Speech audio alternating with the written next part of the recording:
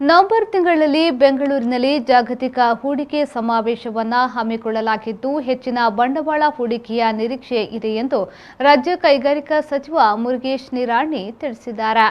ಮಂಗಳೂರಿನ ಟಿಎಂಎಫ್ಐ ಕನ್ವೆನ್ಷನ್ ಸೆಂಟರ್ನಲ್ಲಿ ನಡೆದ ಉದ್ಯಮಿ ಹಾಗೂ ಉದ್ಯೋಗ ಕೊಡು ಸಮಾವೇಶದ ಬಳಿಕ ಸುದ್ದಿಗೋಷ್ಠಿ ನಡೆಸಿ ಮಾತನಾಡಿದ ಅವರು, ವಿದೇಶಿ ನೇರ ಬಂಡವಾಳ ಹೂಡಿಕೆಯಲ್ಲಿ ದೇಶದಲ್ಲೇ ಕರ್ನಾಟಕ ಪ್ರಥಮ ಸ್ಥಾನದಲ್ಲಿದೆ.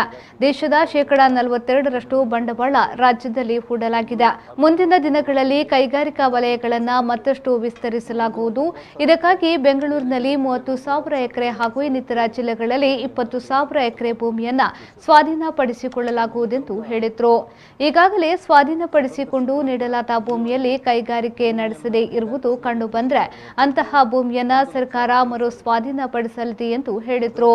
ಇನ್ನು ದಕ್ಷಿಣ ಕನ್ನಡ ಜಿಲ್ಲೆಯಲ್ಲಿರುವ ಕೈಗಾರಿಕಾ ಮಾಲಿನ್ಯದಿಂದ ನಡೆಯುತ್ತಿರುವ ಅನಾಹುತಗಳ ಬಗ್ಗೆ ಪತ್ರಕರ್ತರ ಪ್ರಶ್ನೆಗೆ ಉತ್ತರಿಸಿದ ಅವರು, ಈ ಹಿಂದೆ ಕೆಲವೊಂದು ತಪ್ಪುಗಳು ಸಂಭವಿಸಿವೆ. ಆದರೆ ಇದೀಗ ಎಲ್ಲವನ್ನ ಮಾಲಿನ್ಯ ನಿಯಂತ್ರಣ ಮಂಡಳಿಯು ಮಾನಿಟರಿಂಗ್ ಮಾಡುತ್ತಿದೆ ಎಂದು ಸಮರ್ಥಿಸಿಕೊಂಡರು. ಯಾವುದೇ ಮ್ಯಾನುಫ್ಯಾಕ್ಚರಿಂಗ್ ಯೂನಿಟ್ ಬರಬೇಕಾದ್ರೆ ಆ ಇನ್ಫ್ರಾಸ್ಟ್ರಕ್ಚರ್ ನಮ್ಮ ಕಡೆ ಬೇಕು.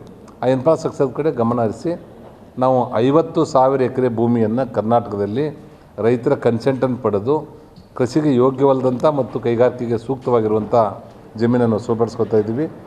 ಬೆಂಗಳೂರು ಅರ್ಬನ್ ಮತ್ತು ರೂರಲ್ದಲ್ಲಿ ಅಂದಾಜು 20,000 ಎಕರೆ, ಇನ್ನು ಉಳಿದಿರುವಂಥ 30,000 ಎಕರೆ ಬೇರೆ ಬೇರೆ ಜಿಲ್ಲೆಗಳಲ್ಲಿ 1,000ರಿಂದ 2,000 ಎಕರೆ ಭೂಮಿಯನ್ನು ಕೈಗಾರಿಕೆ ಸಲುವಾಗಿ ಎಕ್ವಿಷನ್ ಮಾಡ್ತಾಯಿದ್ದೀವಿ. ತಮಗೆ ಇಲ್ಲಿ ತನಕ ನಾವು ಸ್ವತಂತ್ರ ಸಿಕ್ಕ ನಂತರ ಇಲ್ಲಿವರೆಗೆ ಭೂಮಿಯನ್ನು ಕೈಗಾರಿಕೆ ಸಲುವಾಗಿ ಎಕ್ವಿಷನ್ ಮಾಡಿರುವಂಥದ್ದು 1,65,000 ಎಕರೆ.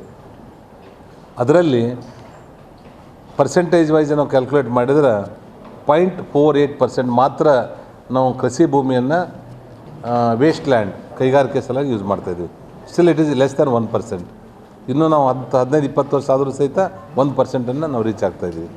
ಈ ರೀತಿ ಒಟ್ಟಾರೆ ಈ ಕೈಗಾರಿಕೆಗಳು ಜಾಸ್ತಿ ಬರಬೇಕನ್ನೋದ್ರ ಸಲುವಾಗಿ ಫೈನಲ್ ಇರುವಂಥ ಸ್ಟೂಡೆಂಟು ಗ್ರ್ಯಾಜುಯೇಟ್ಗಳಿಗೆ ಈ ಥರ ನಾವು ಉದ್ಯಮಿ ಹಾಗೂ ಉದ್ಯೋಗ ನೀಡು ಅನ್ನುವಂಥ ಮೋಟಿವೇಶನ್ ಪ್ರೋಗ್ರಾಮ್ ಮಾಡ್ತಾಯಿದ್ದೀವಿ. ಇದು ಒಂದು ದಿವಸದ ಪ್ರೋಗ್ರಾಮ್ ಅಲ್ಲ. ಅದರಾಗ ಅವ್ರು ಯಾವ ಸೆಕ್ಟರ್ದಲ್ಲಿ ಏನು ಇಂಟ್ರೆಸ್ಟ್ ತೋರಿಸ್ತಾರೆ ಅವ್ರಿಗೆ 7 ದಿವಸದಿಂದ 30 ದಿವಸವರೆಗೆ ನಾವು ಟ್ರೈನಿಂಗ್ಗಳನ್ನು ಕೊಡುವಂಥ ವ್ಯವಸ್ಥೆ ನಾವು ಮಾಡ್ತಾಯಿದ್ವಿ.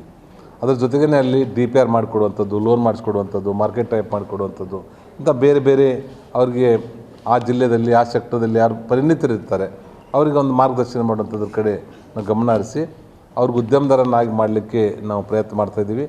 ಇವತ್ತು ಅಂದಾಜು ಇಲ್ಲಿ ಇಂಡೋರ್ದಲ್ಲಿ 2,500-3 ಸಾವಿರ ಜನ ಬಂದಿದ್ದಾರೆ ಒಳಗೆ ಹೊರಗಡೆ ಸೇರಿ. ನಾವು ಅದರಲ್ಲಿ ಎಕ್ಸ್ಪೆಕ್ಟ್ ಮಾಡ್ತಾ ಇರುವಂಥದ್ದು 1-2% ಮಾತ್ರ. ಈ 2%ದವರು 98%ದವ್ರು ಜಾಬ್ ಕೊಡಬೇಕು. ಅಂದರೆ ಎಲ್ಲರಿಗೂ ಉದ್ಯಮದಾರ ಆಗಲಿಕ್ಕೆ ಸಾಧ್ಯ ಇಲ್ಲ. ಅದು ಬೈ ಬ್ಲಡ್ಡೇ ಬರಬೇಕದು.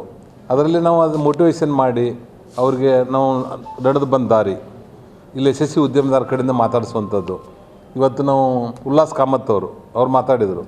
ಅವ್ರು ಆಲ್ಮೋಸ್ಟ್ 50 ದೇಶಗಳಲ್ಲಿ ಅವ್ರ ಕಂಪ್ನಿಗಳಿದೆ. ಅವ್ರು ಜೀರೋದಿಂದ ಪ್ರಾರಂಭ ಮಾಡಿರುವಂಥವ್ರು ಮತ್ತು ಇದೇ ಭಾಗದವರು. ಅಂಥವ್ರ ಕಡೆಯಿಂದ ಹೇಳಿಸೋದ್ರಿಂದ ಅವ್ರಿಗೊಂದು ಮೋಟಿವೇಶನ್ ಆಗುತ್ತೆ. ನಂತರ ಇಲ್ಲಿ ಬೇರೆ ಬೇರೆ ಯಶಸ್ವಿ ಉದ್ಯಮದಾರ ಕಡೆಯಿಂದನೂ ಅವ್ರಿಗೆ 10 ನಿಮಿಷ ಮಾತಾಡಿಸ್ತಾ ಇದ್ದೀವಿ.